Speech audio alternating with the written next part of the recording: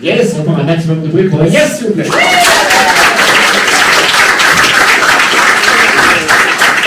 Yes, salut, ça va? Ouais. Moi je suis très content d'être là, moi j'arrête le stand-up. Voilà. C'est tout pour moi, merci beaucoup. C'était rapide, c'était court et intense le spectacle. Non, c'est mon dernier stand-up à Toulouse. Voilà, j'arrête, j'ai déjà arrêté pendant 6 mois le stand-up. Voilà, j'étais tranquille, j'étais à la retraite, j'étais au Canada en train de couper du bois et d'élever des poules. Et un jour, il y a une bourrasque de vent qui est arrivée sur mon visage et c'était un hélicoptère. Et c'était Elias, que vous venez de voir, qui était à l'intérieur et il m'a dit « Joseph, on a absolument besoin de toi pour faire du stand-up à Toulouse. » Je sais bien de ces derniers mois toutes ces conneries. Je ne joue que devant des gens dont le prénom commence par M. Comme Mélanie ou Marc. Tu vas jamais me croire. J'ai salopard et j'ai jeté ma hache et j'ai tué une poule. C'est une histoire qui finit mal. C'est pour vous dire de ne pas jeter de hache. Il y a des poules autour. Voilà. Triste qu'on soit en 2025 et que je sois encore obligé de propager ce message et que mes consciences ne se révèlent toujours pas. Au début, j'ai arrêté le stand-up pour arrêter de boire de l'alcool. Voilà. Parce que, je ne sais pas si vous vous rendez compte, mais quand on fait du stand-up, l'alcool est quasiment gratuit. Quoi. Voilà. Je fais du stand-up pendant 12 ans. C'est pour ça que je suis resté aussi longtemps. C'est obligé de partir, par contre. Mais vraiment, là, ça fait 118 jours que j'ai pas bu d'alcool.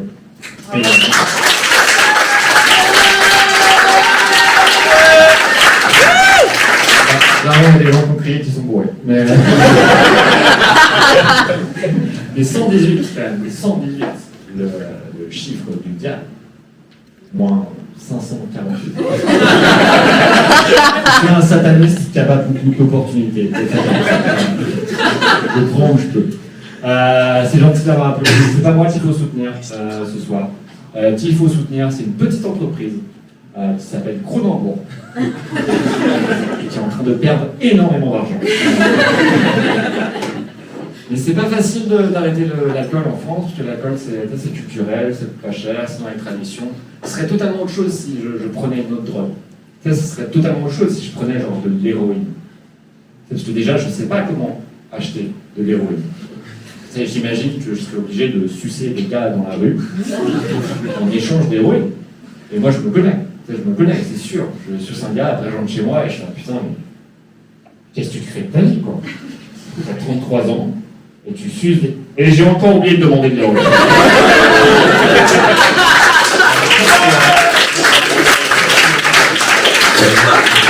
Je n'ai toujours pas testé l'héroïne, mais je suce beaucoup de bite. J'ai des méthodes pour pas boire d'alcool quand je sens que je suis vraiment quand je sens que j'ai envie de boire de l'alcool et je suis dans un bar, je vais voir le barman et je lui dis excuse-moi, il y a 99% de chances que ça n'arrive pas, mais si je te demande de l'alcool, est-ce que tu peux ne pas m'en donner? Et je rajoute parce que j'ai moins de 18 ans. Et on rigole. Et la dernière fois, je vous jure, j'y vais et je vais voir le barman et je lui dis voilà, tu peux pas m'en donner, et je lui dis parce que j'ai moins de 18 ans, et il fait mais non.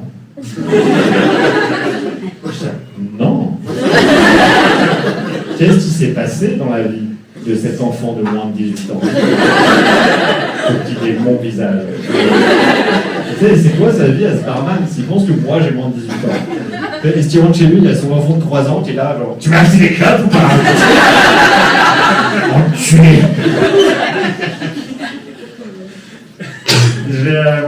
J'ai testé plusieurs méthodes pour arrêter de boire de l'alcool. J'ai testé 3 méthodes. Voilà. La première, c'est continuer à boire de l'alcool. Voilà. Celle qui marche le moins, mais qu'est-ce qu'on s'amuse?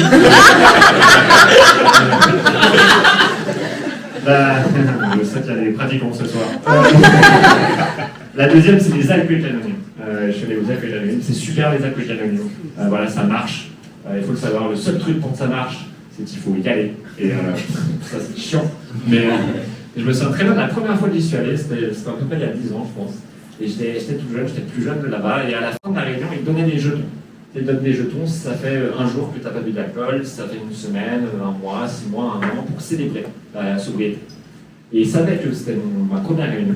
Le mec qui distribue les jetons me regarde droit dans les yeux. Il me dit, est-ce qu'il y a quelqu'un ici qui n'a pas bu depuis 24 heures? Et j'étais là, nope. Il m'a donné une médaille en chocolat. J'étais là, mon chéri. Est-ce qu'il y a de l'alcool? Je fais aussi les commentaires audio de mes blagues. Voilà.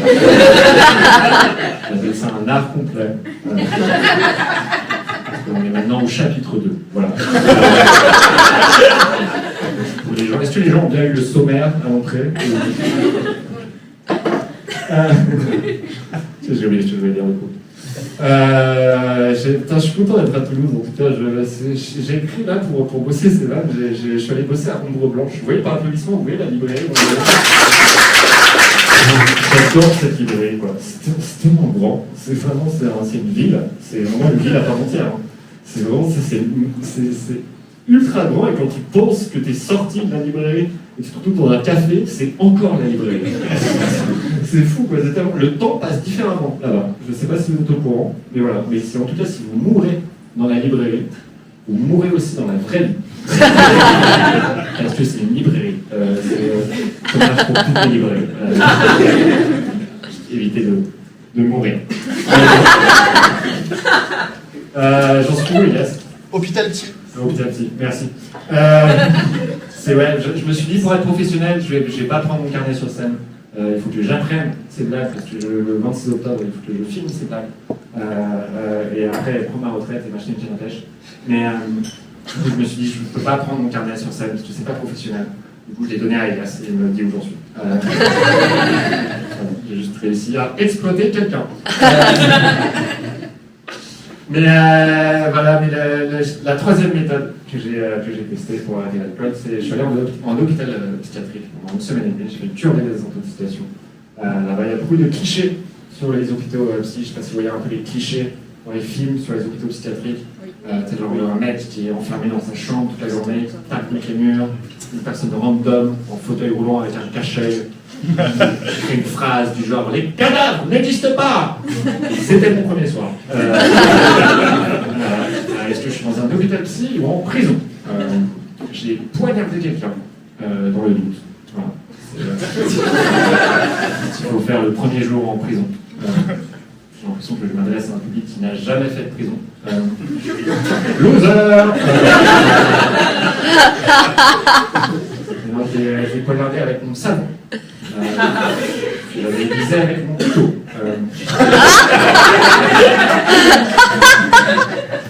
Mais quand je suis arrivé à l'hôpital psy, alors il y a l'infirmière qui m'a dit est-ce que vous fumez des cigarettes? J'ai dit oui. Elle m'a dit écoutez, ça va paraître un peu dur, mais ne donnez pas vos cigarettes. Vraiment, ne donnez pas vos cigarettes aux autres patients, parce que sinon demain vous n'aurez plus de cigarettes. Et effectivement, tous les autres patients ils me demandaient des clopes en permanence. Et je pense que des fois dans la vie, tu croises des miroirs. Ouais. Peut-être quand je dis des miroirs.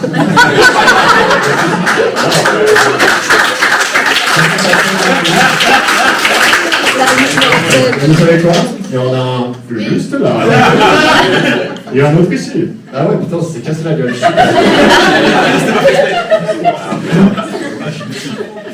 Non, c'était pas fait exprès, j'ai pas de budget pour ça. Comme ça, j'arrête le métier. Okay, dans la vie, tu croises des miroirs. Moi, ce que j'appelle des miroirs, c'est genre des gens ou des événements qui te rappellent des trucs que tu n'aimes pas chez toi. Vraiment, je pense que c'est ça. C'est des trucs, ça te rappelle des trucs que je déteste. C'est pas ça. Ok, donc ça vous fait pas rire du tout. Je vais pas improviser, je vais juste faire les blagues que j'ai écrites. Moi, ça me parle. Je vais pas vous amuser. C'est genre super bizarre. Ok, super. Je pense que tu croises des miroirs. Moi, par exemple, mon miroir à moi, c'est un miroir.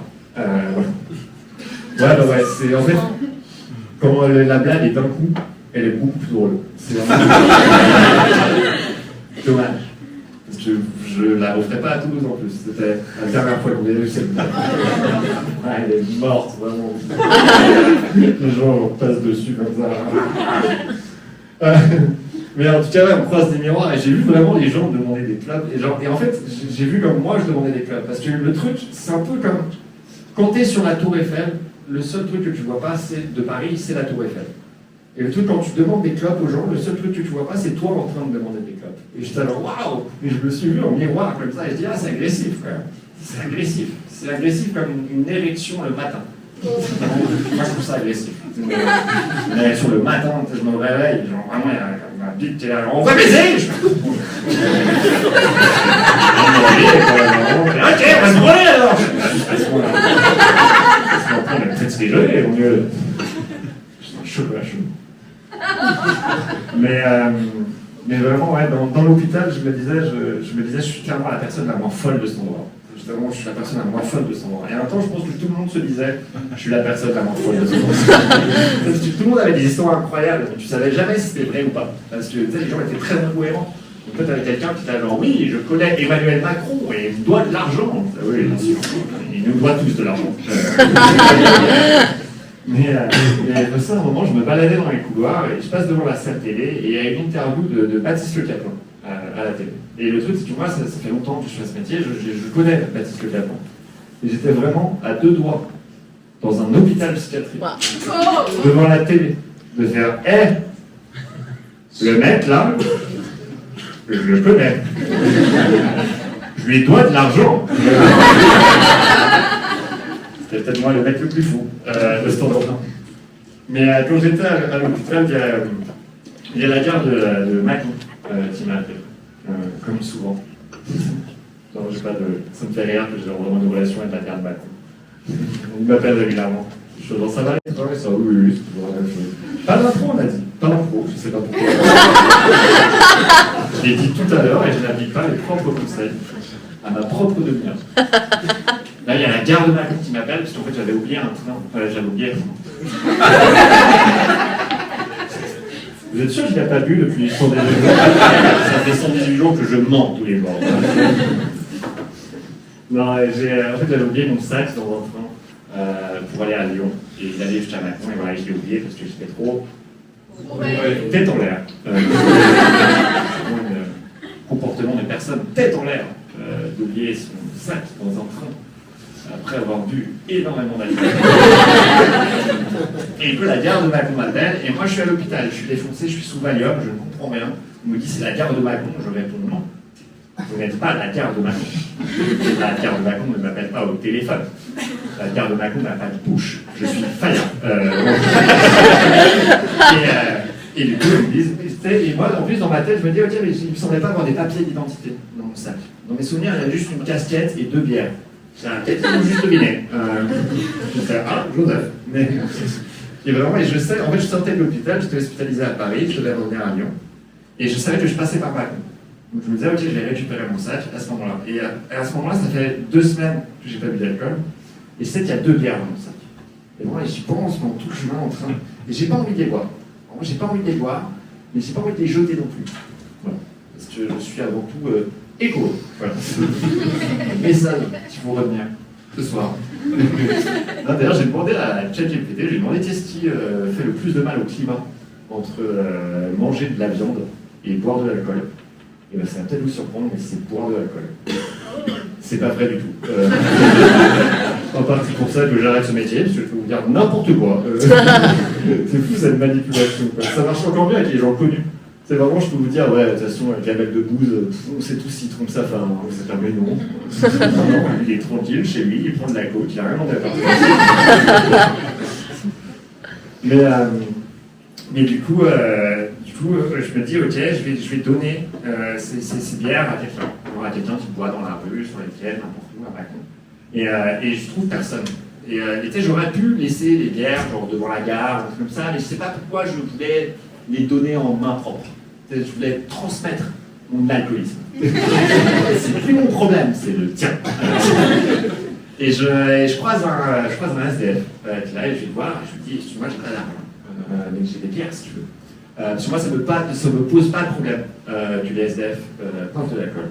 Je sais qu'il y a des gens à qui ça pose un problème. J'ai déjà entendu quelqu'un dire, moi s'ils font pas au moins de la musique, je ne donne rien. Apparemment, c'est pas assez dur de vivre dans la rue. Il faut aussi apprendre la flûte.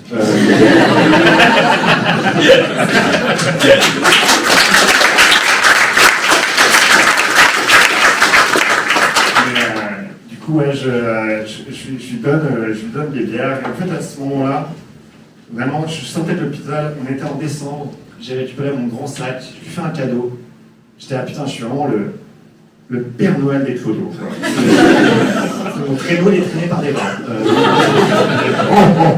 C'est une toute grâce.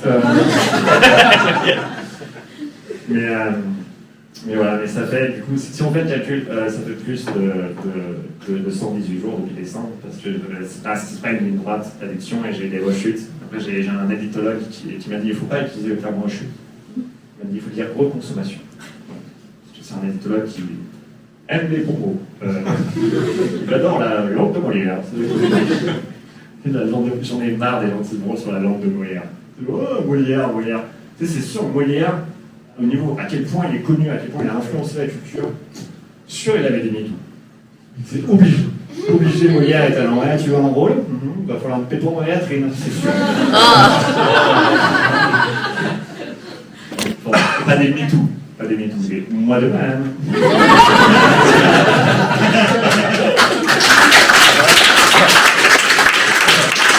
Et ça, la littérale disait, il ne faut pas appeler ça une rechute, il faut appeler ça une reconsommation. Et je suis assez d'accord, parce que si vraiment la course vers la sobriété, c'est un marathon, quand tu rebois, c'est pas tu casses la gueule. C'est tu déplies ta chaise de camping, tu t'assois, tu bois un pastis, puis 12. Après, tu te relèves, tu te remets à courir, et là, tu te pètes la gueule.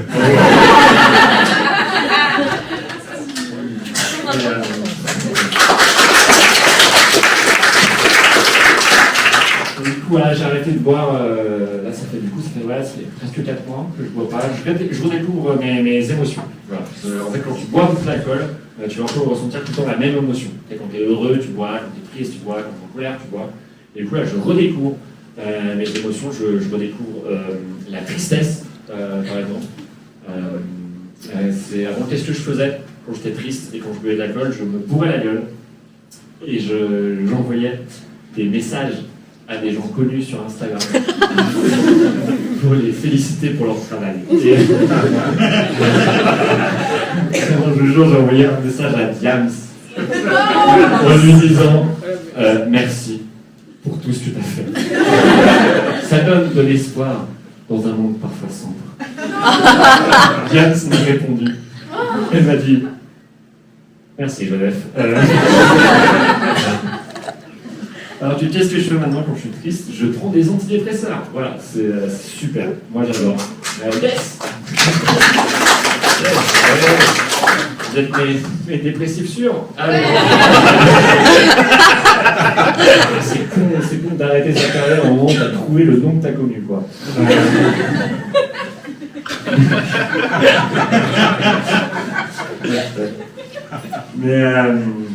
Mais ouais, je prends des antidépresseurs, c'est génial, moi j'adore. Franchement, je conseille aux. Il faut être dépressif après. Assez niche. Non, mais bon, moi j'ai de la chance parce que j'ai pas d'effets secondaires. Je sais pas si vous connaissez les effets secondaires des antidépresseurs. La dépression. C'est vraiment, ça me rappelle, j'ai une ex-copine qui m'avait filé du sirop pour la toux, parce que je fume des clopes et je pousse beaucoup. Et elle m'a dit par contre, le sirop ne le bois pas avant de t'endormir, sinon tu peux t'étouffer dans ton sommeil. C'est pas un sirop pour la toux, hein. C'est un sirop pour la toux. Elle était mignonne, mais pas hilarante. Elle sera pas dans la captation. Mais ouais, les antidépresseurs, au début ça me faisait peur parce que ça peut être très addictif, les antidépresseurs. Je me souviens les premiers jours, je ne voulais pas commencer ma journée avec des médicaments. Je me disais, c'est un peu glauque, je suis censé les prendre le matin, je ne voulais pas, dès le premier truc que je fais de la journée, c'est prendre des médocs. Du coup, à la tâche, j'ai fumé une clope. J'ai vu que les addictions se passent à merveille. Mais bref, antidépresseur, tout ça, et là j'en suis où? Dispute de village. Dispute de village, allez. Ça passe si t'es pas professionnel, c'était super cool à côté.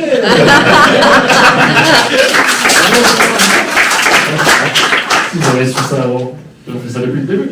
Je redécouvre mes émotions, je redécouvre la colère aussi. La colère, c'est vraiment, je pense, c'est l'émotion que j'aime le moins.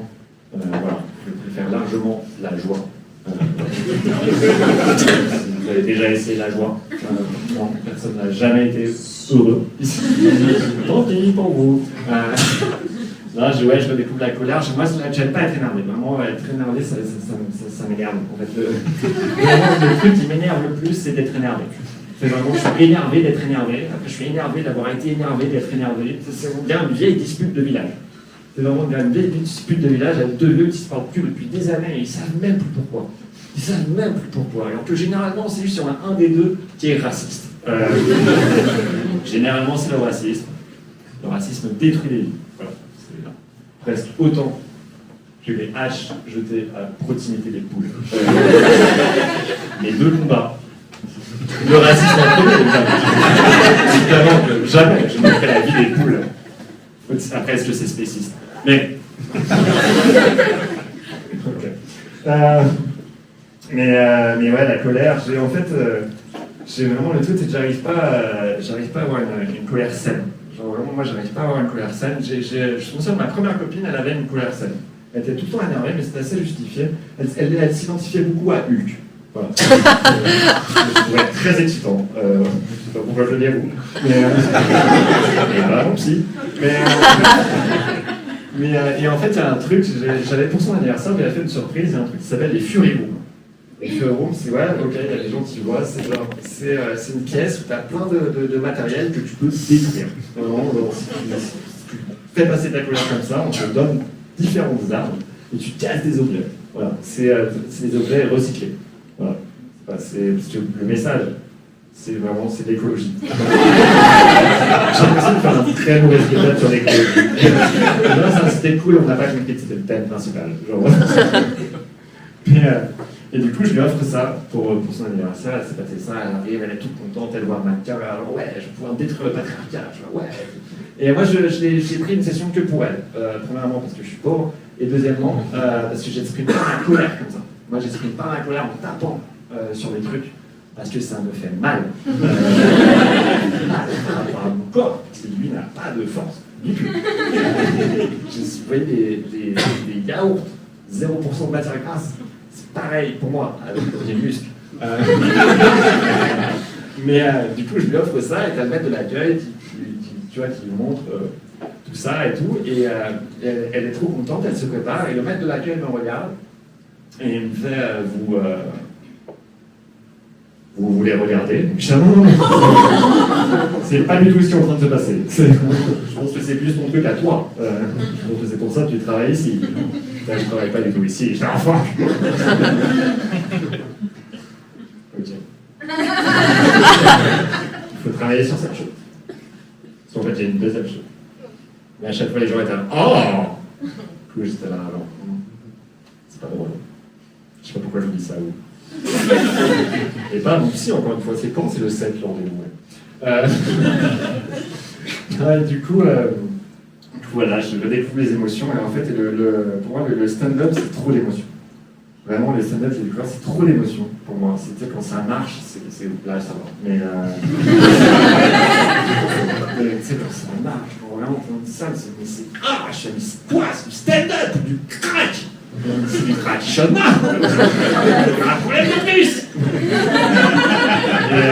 Et quand ça marche pas aussi, c'est beaucoup d'émotions. Quand ça marche pas, c'est beaucoup d'émotions. L'année dernière, j'ai posté un 20 minutes sur YouTube qui parle voilà, j'ai essayé de faire le ramadan. Voilà. J'y suis pas arrivé, mais j'ai réussi à faire 20 minutes de blagues dessus. Ce que je trouve encore plus impressionnant. Je faire de l'argent sur le dos des musulmans. Fallait y penser.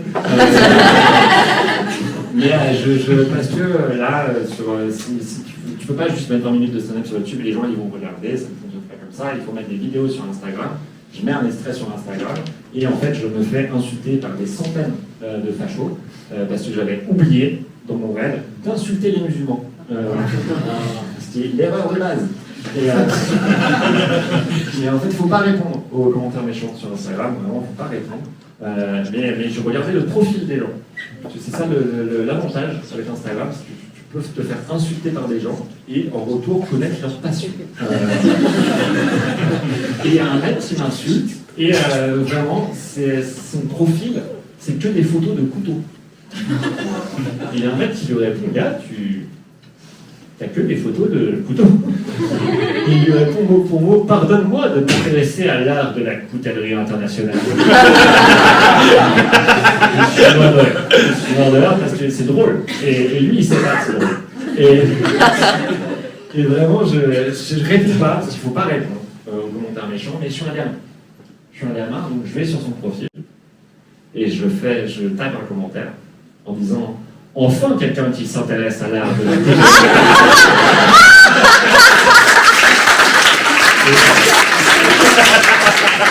Ça n'a pas gêné, du coup.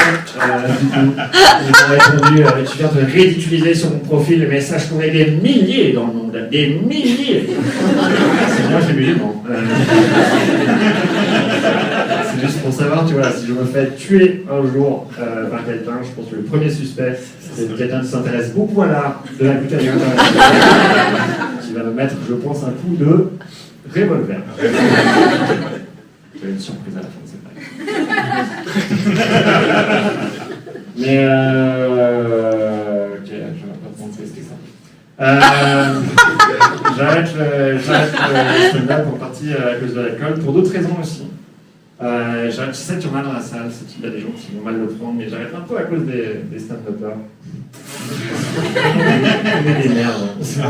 Je vous jure, ça c'est marrant pendant une demi-heure, hein, toute la vie. Vraiment pas. Vraiment, mais en fait, j'ai beaucoup d'ex-copines parce que je baise énormément. Il faut revenir ce soir à l'écologie, et qu'est-ce que je baise. Mais j'ai des ex-copines qui ne voulaient pas faire des soirées avec des humoristes de stand-up. Et j'ai demandé à une copine il y a pas longtemps, je lui ai demandé pourquoi. Il y a un mot vraiment qui m'a marqué, elle m'a dit que c'est des gens qui ont tous un manque d'empathie. Et je pense qu'elle ne se trompe pas vraiment. Je pense qu'elle a assez raison, parce que je ne sais pas si vous vous rappelez de Palmade. Oui. C'est vraiment, genre, c'est une histoire terrible. C'est vraiment un mec qui était addict, qui a eu un accident de voiture, qui a failli buter des gens, et le soir même, il y avait des humoristes sur scène qui étaient attention, prends pas la voiture, tu peux faire une carte Palmade. Il y a un problème dans cette société, si on regarde. Et aussi un autre truc que font les stand-uppers, et ça, moi je l'ai fait quand j'ai commencé, et je ne le fais plus maintenant, mais je vous jure que quand on parle de vous, on vous appelle les moldus. Pour qui on se prend? Si on se prend, parce que si vous êtes des moldus, on est tous des serpentards. C'est sûr. Parce que j'ai vu aucun Gryffondor faire attention, on va pas dans la tour, tu vas faire une alcoolique sur le d'or. C'est un spoiler pour Harry Potter. Voilà. Je n'ai plus rien à foutre, c'est mon dernier spectacle à Toulouse. Sachez que dans Harry Potter, Dumbledore meurt. J'ai pas fini. Dans un accident de voiture. Après un week-end de chemsex.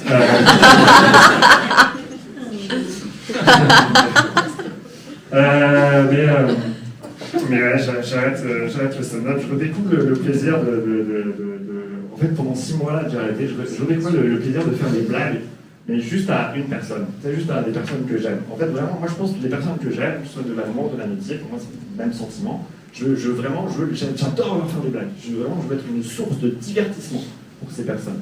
Et vous, je ne connais pas, quoi. Enfin, vous êtes bien, vous êtes sympa, franchement, super sympa, depuis une demi-heure, c'est cool. Mais je ne vous aime pas à ce point, quoi. Genre vraiment. En fait, ce que je veux dire, c'est que je pense que je suis pas très partout. Voilà. Si vous me proposez une partout d'après, je dirais non. Après, ce serait super bizarre que vous fassiez une partouze et que vous me proposiez. Pas du tout. C'est quand même un dernier spectacle à Toulouse. À part, évidemment, si vous alliez tous à une partouze et vous êtes passé devant le truc, genre, oh, tu savais pas, bon, là, c'est bon. Dans les autres cas, c'est juste de la politesse. Je dirais non. C'est content d'être connu. Ouais, ok, une dernière blague et je me casse. Personne ne croit quand je dis que j'arrête le stand-up. Personne ne croit. Après, il y a beaucoup de conversations par là-bas. Ça me dérange de ouf. J'essaie de ne pas être méchant, je suis bienveillant dans la vie. Il faut calme, pas de série. Ça, putain, c'est une anecdote qui est pour moi. C'est dommage, ça aurait été drôle. Personne ne croit quand je dis que j'arrête le stand-up. Après, je comprends, parce que je suis sur scène en train de dire que j'arrête le stand-up. Et pourquoi je suis sur scène pour dire que j'arrête le stand-up, il y a plusieurs raisons. La première, c'est que je suis tellement pas connu que si je fais pas un spectacle pour dire que j'arrête le stand-up, les gens n'auraient même pas su que je le faisais. Et la deuxième raison aussi, c'est pour l'argent. Voilà, sinon, comment je ferais pour m'acheter de l'héroïne C'est pas vrai, je ne prends pas d'argent. Je suis juste élite. Mais voilà, mais personne ne me croit. Et en vrai, ça me fait un peu chier que personne ne me croit. Peut-être tous mes potes sont là, ah, tu vas revenir et tout. Et non, je pense pas. Et du coup, je peux pas en parler avec eux. Et c'est frustrant. Et c'est exactement, en fait, il m'est arrivé exactement la même chose avant que je fasse du stand-up. Quand j'ai dit aux gens que j'arrêtais ma carrière de boxeur professionnel. Tout le monde était là, mais Joseph, non, tu peux pas arrêter. Jamais vu quelqu'un se prendre des coups comme ça. T'es le meilleur des poids mouches. Ça fait 12 ans que tu le fais. Pourquoi tu voudrais arrêter? Parce que j'ai mal. C'est tout pour moi.